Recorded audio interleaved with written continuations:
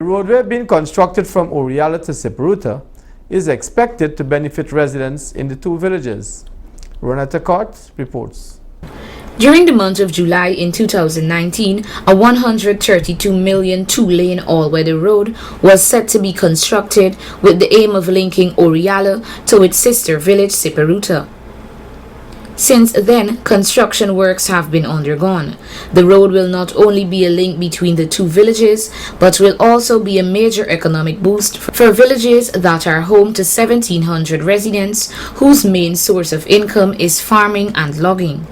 At a press briefing held on January 14th in his office, the regional chairman of Region 6, Mr. David Aragon, gave these comments on the progress of the road construction. We were there about 2 weeks ago on the Orealla-Siparuta road that is connecting the two communities.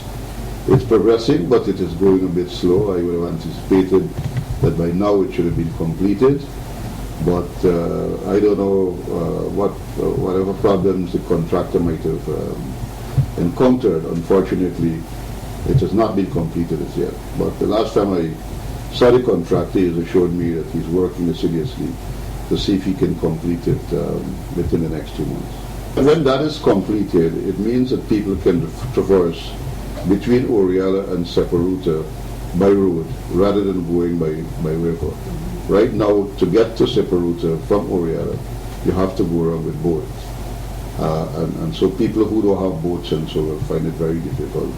So there will be a greater connectivity between the two communities of Orealla and Siparuta once this road is completed, because quite a lot of people in those villages have motorbikes, and that's what they use. And then you can also use tractors and other vehicles to traverse the road when it is completed. So there's going to be better linkages between the two communities. Of course, there will be also more movements of produce from Siparuta to Orealla by road, and then the boats go to Orealla to pick it up as well, because Orealla is the focus of where the boats and so will go there to load up, to take produce out into the coastal areas.